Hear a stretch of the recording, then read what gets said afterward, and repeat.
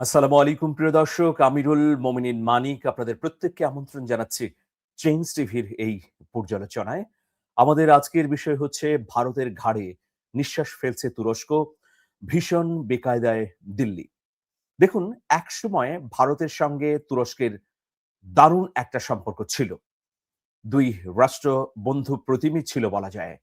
কিন্তু ভারতে বিজেপি ক্ষমতায় আসার পর যখন হিন্দুত্ববাদীদের আস্ফালন প্রকট থেকে প্রকটতর হয়ে উঠতে থাকে, তখনই মূলত তুরস্কের সঙ্গে সম্পর্ক তলানিতে গিয়ে ঠেকে ভারতের। তবে এর পেছনে অন্য কারণও রয়েছে।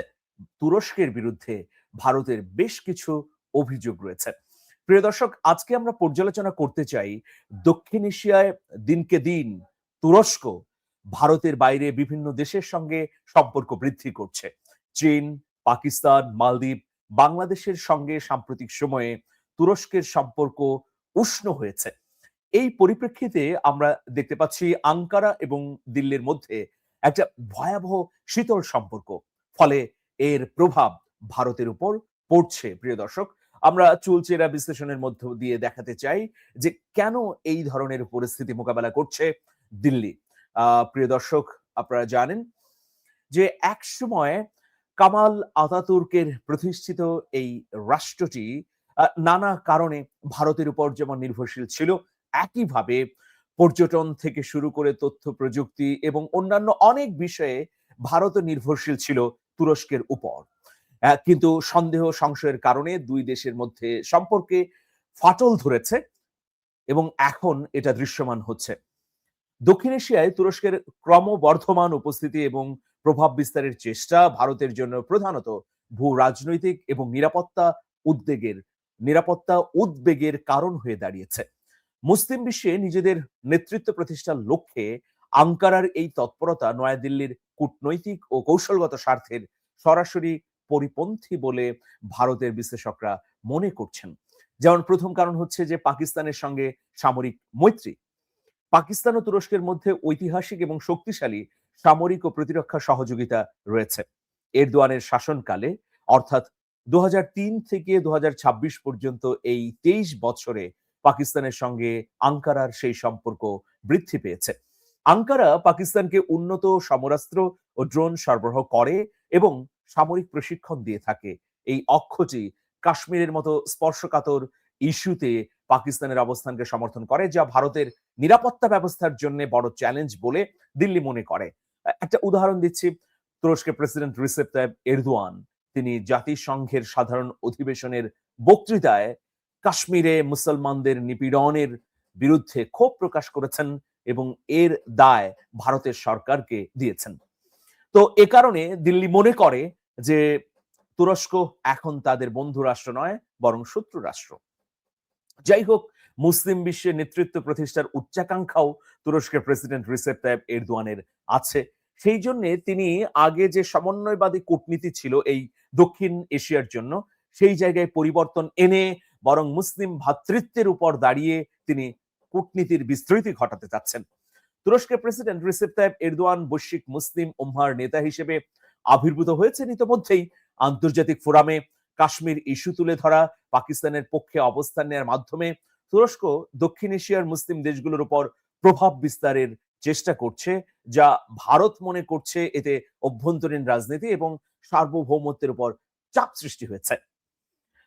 ভারতের প্রতি বৈরী কূটনৈতিক অবস্থান, তুরস্কের এই অবস্থান কি সত্যি ভারতের প্রতি বৈরী, নাকি বাস্তবতার ভিত্তির উপর দাঁড়িয়ে আঙ্কারা এই কূটনৈতিক সম্পর্ককে নিরূপণ করেছে? দেখুন, ভারতে অব্যাহতভাবে সংখ্যালঘুদের উপর নিপীড়ন করা হচ্ছে। নানা অমীমাংসিত বিষয়ে মীমাংসা তো করাই হচ্ছে না, বরং দিনকে দিন সমস্যা প্রকট হচ্ছে। এর মধ্যে তুরস্কের দৃষ্টিতে কাশ্মীর একটি গুরুত্বপূর্ণ ইস্যু। তো দেখুন, সে কারণে তুরস্ক সুস্পষ্টভাবে কাশ্মীরের পক্ষে অবস্থান নিয়েছে, একইভাবে মুসলিম নিপীড়নের বিরুদ্ধে অবস্থান নিয়েছে। তুরস্ক সাধারণত আন্তর্জাতিক স্বার্থের ক্ষেত্রে ভারতের বিরোধী অবস্থানে রয়েছে।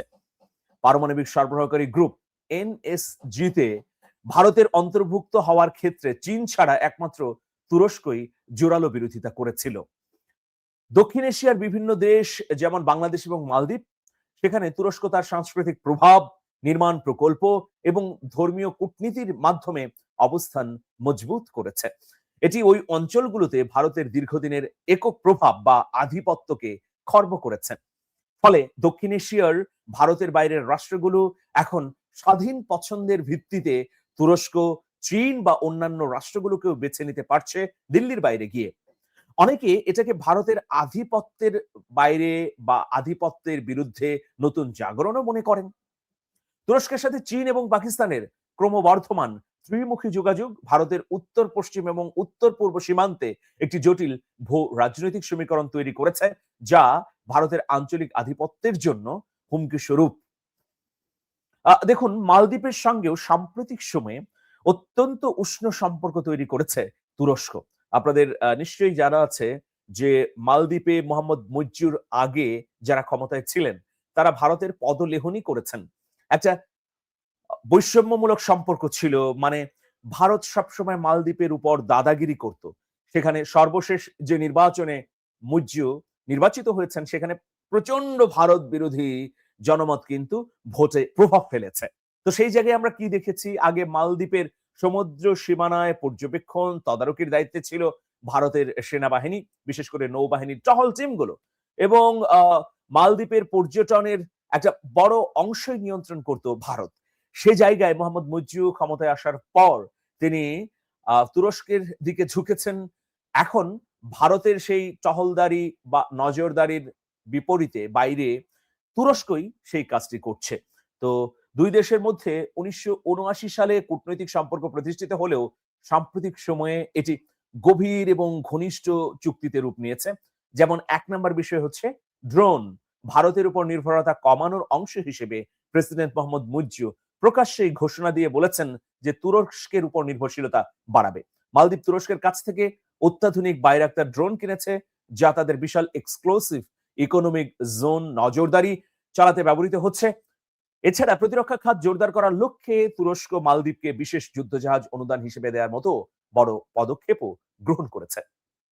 দেখুন, ১৯৭৯ সালের ২৮ মে আনুষ্ঠানিক কূটনৈতিক সম্পর্ক তৈরি হয় মালদ্বীপ এবং তুরস্কের মধ্যে। কিন্তু ২০০৮ সালে মালদ্বীপের তৎকালীন পররাষ্ট্রমন্ত্রী আব্দুল্লাহ শাহিদের তুরস্ক সফরের মাধ্যমে দুই দেশের উচ্চ পর্যায়ের সম্পর্কের সূচনা হয়।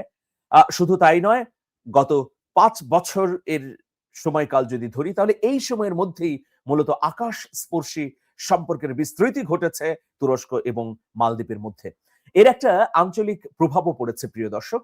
ভারত মহাসাগরীয় অঞ্চলে তুরস্কের এই সামরিক ও কৌশলগত সম্পৃক্ততা বা উপস্থিতি আঞ্চলিক ভূ রাজনীতিতে, বিশেষ করে ভারতের একটি নতুন কৌশলগত সমীকরণ তৈরির ক্ষেত্রে প্রধানতম প্রতিবন্ধক হিসেবে আবির্ভূত হয়েছে। তো এটাকে ভারত কোনোভাবেই ইতিবাচক চোখে দেখছে না, বরং এই ভারতীয় উপমহাদেশে এবং এই মহাসাগরীয় অঞ্চলে তুরস্কের উপস্থিতিকে তারা তাদের জন্য ক্ষতিকর হিসেবে দেখছে।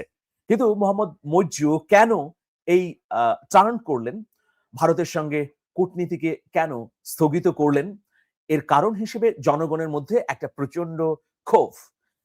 এর ফলস্বরূপ কিছুটা নেতিবাচক অবস্থানও তৈরি হয়েছে মালদ্বীপের ক্ষেত্রে। যেমন আগে নিরঙ্কুশভাবে মালদ্বীপের পর্যটন খাতকে এগিয়ে নেবার ক্ষেত্রে ভূমিকা পালন করেছে দিল্লি, সেই জায়গা থেকে সরে গেছে দিল্লি। যদিও দিল্লি সরে যাবার পর অর্থনৈতিকভাবে কিছুটা নাজুক পরিস্থিতির মোকাবেলা করতে হয়েছে মালদ্বীপকে, কিন্তু তবুও বিশ্বে তুরস্কের মতো শক্তিশালী রাষ্ট্র সাথে থাকবার কারণে নতুন নতুন সম্ভাবনাও তৈরি হয়েছে। তো প্রিয় দর্শক, কিভাবে তুরস্ক এবং ভারত সম্পর্ক অবনমনের কারণে ক্ষতিগ্রস্ত হয়েছে দুই দেশই, তার একটি চিত্রও আপনাদের সামনে উপস্থাপন করতে চাই। অপারেশন সিঁদুরে ভারতের বদলে পাকিস্তানকে সমর্থন, এটা দিল্লির তরফ থেকে অভিযোগ করা হচ্ছে। পাকিস্তানকে ড্রোন দেয়া সহ নানা কারণে তুরস্কের উপর ভারতের বর্তমান সরকার, বিশেষ করে বিজেপির সমর্থকদের ক্ষোভ বেড়েছে। তারই প্রেক্ষিতে সামাজিক যোগাযোগ মাধ্যমে বিজেপির সমর্থকরা বয়কট তুরস্ক ট্রেন্ড করতে শুরু করেছে। ইউরোপের মাটিতে পর্যটন, শিক্ষা, বিমান খাত থেকে সরে আসছে ভারতের জনগণ। দেখুন, তুরস্কের ভৌগোলিক অবস্থা এমন একটা জায়গায় যেটা হচ্ছে ৩ টা অবস্থানকে চিহ্নিত করছে। একটি হচ্ছে এশিয়ার মধ্যপ্রাচ্যে তাদের অবস্থান, অন্যটি আফ্রিকায় তাদের অবস্থান, আর আরেকটি হচ্ছে ইউরোপের স্বর্ণ দরজা বলা যায় তুরস্ককে। দেখুন, তুরস্ককে বয়কট করছে ভারত। এতে তুরস্কের পর্যটন খাত ক্ষতিগ্রস্ত হচ্ছে বটে। তবে দক্ষিণ এশিয়ার অন্যান্য রাষ্ট্রগুলোর সঙ্গে তুরস্কের যে সামরিক ডিল তৈরি হয়েছে, ধরুন বাংলাদেশের কথাই বলি। বাংলাদেশে তুরস্ক একটি অস্ত্র কারখানা তৈরি করার জন্যে প্রায় সফলতার কাছাকাছি রয়েছে। ভারতের সরকারি ও ইন্ডাস্ট্রির তথ্য বলছে ২০২৪ সালের জুনে ভারত থেকে তুরস্ক গিয়েছিলেন ৩৮,৩০৭ জন। ২০২৫ এর জুনে সেটা নেমে এসেছে ২৪,২০৫ জন। ১ বছরে প্রায় ৩৭% কমেছে এই প্রবাহ। এপ্রিল জুনে একের পর এক টিকিট বাতিল করা হয়। মে মাসে তা বাড়ে কয়েক গুণ। বড় বড় ট্রাভেল প্ল্যাটফর্ম বুকিং ঠেকিয়ে দিয়েছে, পেজ থেকে প্রচার সরিয়েছে।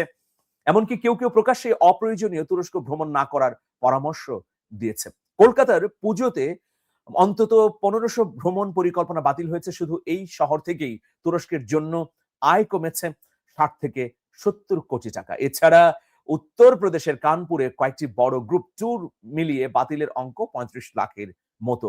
ভারতীয়দের অংশ মোট তুর্কি পর্যটন আয় হয় 0.6%। তো যাই হোক, প্রিয় দর্শক, তুরস্ক এই উপমহাদেশে কেন নতুন করে অবস্থান তৈরি করছে? এটি কি শুধুমাত্র তুরস্কের কারণেই হচ্ছে? না, নিশ্চয়ই না। এর পেছনে অন্য কারণ রয়েছে। দেখুন, ভারত অব্যাহতভাবে দক্ষিণ এশিয়ার রাষ্ট্রগুলোর উপর ছড়ি ঘোরাতে চেয়েছে, দাদাগিরি করতে চেয়েছে। একটা অন্যায্য, অসাম্য কূটনৈতিক অবস্থান তৈরি করেছে। বাংলাদেশের সঙ্গে ১৬ বছরের কথাই বলি, সেটা উইন উইন সিচুয়েশনের সম্পর্ক ছিল না। সাবেক পররাষ্ট্রমন্ত্রী মোমেন সাহেবই তো সেটা খোলাসা করেছেন যে ভারতের সঙ্গে আমাদের সম্পর্ক হচ্ছে স্বামী স্ত্রীর, মানে দাদাগিরির সম্পর্ক, মানে অভিভাবকত্বের সম্পর্ক। তো কেউ যদি ভারতকে অভিভাবক মনে করে তাহলে ভারতও তাকে ব্যবহার করবে। আমাদের দেশের বা অন্যান্য রাষ্ট্রগুলোর সেইসব সরকার এইরকম ভাবে ভারতকে চিন্তা করেছে তাদের ক্ষমতা টিকিয়ে রাখবার জন্যে। ভারতকে তাদের ক্ষমতার ঢাল হিসেবে ব্যবহার করেছে। ফলে কি জনগণের মধ্যে ক্ষুব্ধতা তৈরি হয়েছে? জনগণ এটার নিন্দা এবং প্রতিবাদ করেছে। আর ওইসব শাসক জনবিচ্ছিন্ন হয়ে পড়ে ক্ষমতাচ্যুত হয়েছে। বাংলাদেশের ক্ষেত্রে একই কথা বলা যায়। মালদ্বীপ, শ্রীলঙ্কা, এরপর ভুটান, নেপালের ক্ষেত্রেও একই কথা প্রযোজ্য। নেপাল ঘুরে দাঁড়িয়েছে ভারতের আধিপত্যবাদের বিরুদ্ধে। বাংলাদেশেও গণ অভ্যুত্থান হয়েছে, তার মূল কারণ ছিল ভারতীয় আগ্রাসন। মালদ্বীপও একই কারণে। তো সুতরাং তুরস্কের সঙ্গে সম্পর্ক বাড়ানোর এই পথ কিন্তু তৈরি করে দিয়েছে ভারতই। ভারত যদি আমাদের সঙ্গে ভ্রাতৃত্বমূলক সম্পর্ক রাখতো, সীমান্তে হত্যা বন্ধ করত, পানির ন্যায্য হিস্যা দিত, বাণিজ্যের ক্ষেত্রে অসম ঘাটতি পূরণ করত, তাহলে আজকে আমাদেরকে তুরস্কের সঙ্গে সম্পর্ক করতে হতো না। তো দেখুন, এটার জন্যে মূল দায় হচ্ছে ভারতের। তো অদূর ভবিষ্যতে ভারত যদি এইসব বাস্তবতাকে উপলব্ধি করে তার প্রতিবেশী দেশগুলোর সঙ্গে ভাইসুলভ আচরণ করে, তাহলে নতুন দিগন্ত উন্মোচিত হতে পারে। কিন্তু তুরস্ক যে কূটনৈতিক সম্পর্কের জাল বিস্তৃত করেছে সাম্প্রতিক সময়ে, সেটা তো দিনকে দিন বৃদ্ধি পাবে। ফলে ভারতের অস্বস্তি বাড়বে। দিল্লির ঘাড়ের উপর একটা শক্তিশালী রাষ্ট্র নিঃশ্বাস নিচ্ছে, এটা তাদের জন্য সুখকর নয়। প্রিয় দর্শক, আপনাদের মতামত কি জানাবেন ইউটিউবের কমেন্ট বক্সে গিয়ে। ভালো থাকবেন, শুভেচ্ছা নিরন্তর। আল্লাহ হাফেজ।